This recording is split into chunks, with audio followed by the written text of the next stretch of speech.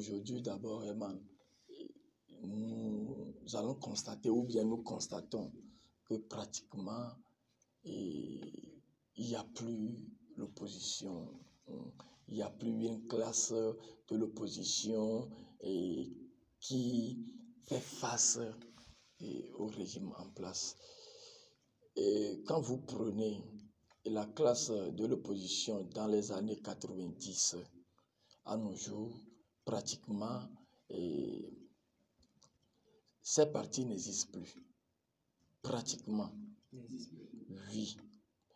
Et oui. Il y a le CAC qui existe toujours, il y a l'UFC qui existe toujours. Bon, l'ANC est venu du temps, bon, l'ANC était pas dans les années 90, il y a l'UFC qui est là, le CAC qui est là, c'est des partis traditionnels de l'opposition. Oui, ce que je voudrais dire par là, c'est que la CDPA aussi. Oui, ces partis existent que de nom. D'accord. Aujourd'hui, oui. Selon moi. Oui. Et par exemple, vous prenez le CAR. Le CAR a quel poids aujourd'hui en face de UNIR? Vous prenez l'UFC. L'UFC a quel poids? La CDPA aussi. Vous prenez la CPP. Et UT est devenu CPP. Vous prenez ces partis aujourd'hui. Ces partis ont quel poids devant UNIR? Et la preuve est là, à la sortie des élections législatives passées, vous avez vu ce qu'ils ont eu comme suffrage. Et cela démontre en même temps que ces partis sont déjà au garage.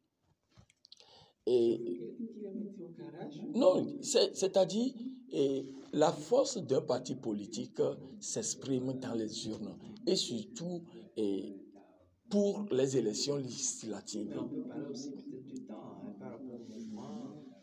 Non, c'est comme par exemple, je prends les années, c'est tout récemment, l'année 2017 avec l'avènement du BNP. Et à un moment donné, actuellement, on ne parle plus de BNP, c'est-à-dire que la BNP avait son temps, il faut le dire ici.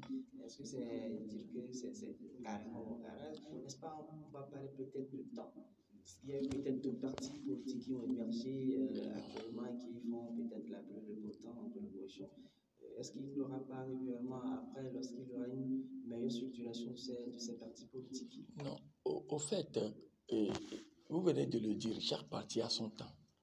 C'est-à-dire, les partis des années 90 ont fait leur temps.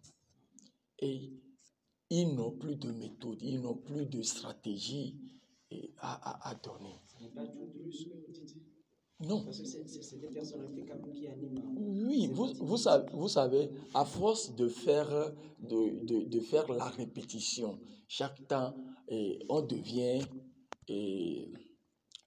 on fait du surplace. Sauf que le cas l'UFC est palpable.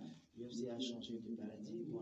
C'est à quoi la population qui a crié qu'on voit l'UFC ne devait pas s'aligner au pouvoir en place, rester dans la même dynamique, le radicalisme, voilà quoi. Oui, ce que nous disons ici, c'est que vous prenez l'UFC. L'UFC existe que de nom. L'UFC est divisé depuis. L'UFC, c'est, je ne sais pas, ce sont les reliquats. C'est justement par rapport à cette idée au lieu de laisser les jeunes qui sont dans le parti émerger, les anciens s'opposent à cela.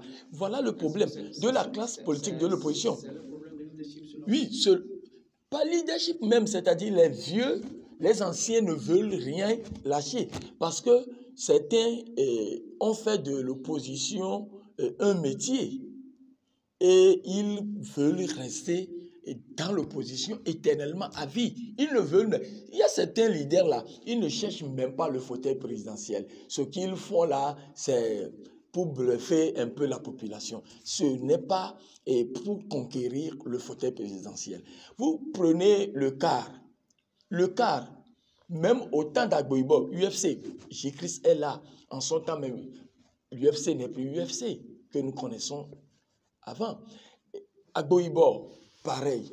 Le CAR, aujourd'hui, on ne sait pas pour adresser un courrier au CAR, on ne sait pas quel CAR il faut envoyer.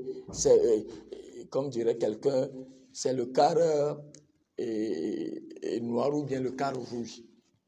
Vous voyez? Donc, ce qui veut dire, ces partis-là, à un moment donné, il faut qu'ils laissent les jeunes qui sont au sein de leur formation politique prendre la tête du parti. Le problème se situe à ce niveau. Oui, c'est-à-dire ils ne veulent... Les anciens ne veulent pas laisser la place aux jeunes. C'est la même chose. Oui, c'est la même chose qu'il faut pour les nouveaux partis politiques qui émergent aujourd'hui. Les anciens là mettent des bâtons dans les roues de ces jeunes partis politiques. Vous avez des preuves par rapport à ça? Il y a des jeunes qui vous ont confié. Vous savez, quand on parle de CPDC et CPDC renouvelé, mais avant de renouveler CPDC, il y avait d'autres partis politiques qui étaient là. Il y a des jeunes qui ont pris la tête des partis de leurs parents. Par exemple, de M. Innocent Kagbara.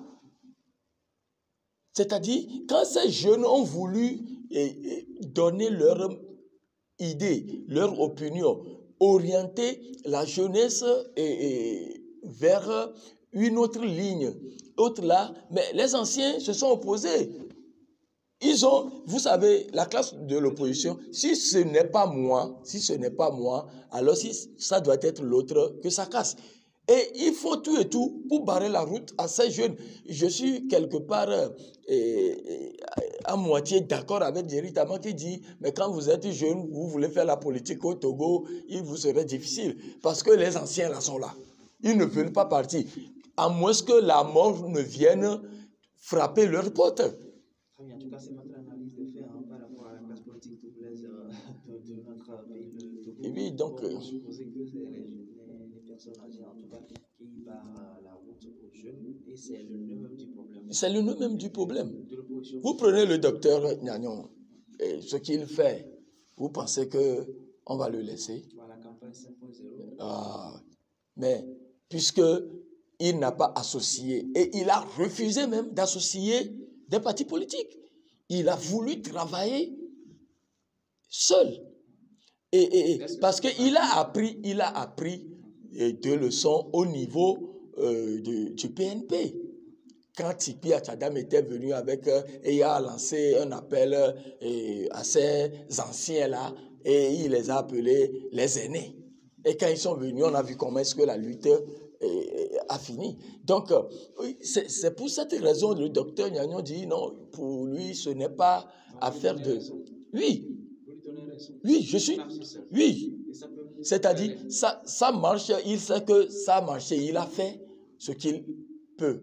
Si ça ne marche pas, il saura où il a échoué. Mais quand c'est en groupe là, vous appelez les gens, ils viennent, vous avez une idée sur ce que vous voulez faire. Maintenant, vous appelez des gens à venir vous aider à le faire. Quand toi, tu veux tourner à droite, ils vous disent non, il faut rester d'abord au milieu pour voir la réaction de l'autre, etc. Et il faut traîner l'idée ou la vision de la personne.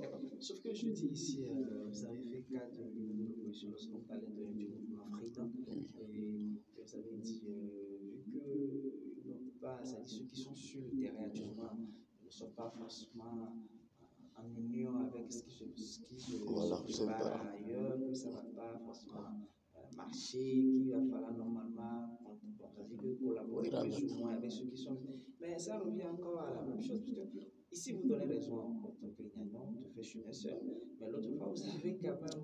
Non, il n'y a pas de nuance. Oui, c'est-à-dire, le docteur Gnagnon est sur le terrain.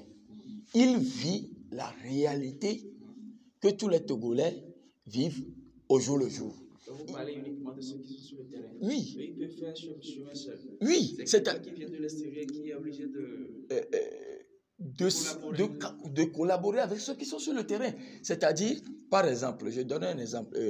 L'autre fois, le docteur Gnagnon était au Ghana, où il a rencontré le chef Fiati, mais il n'a pas fait une délégation de la classe de l'opposition togolaise.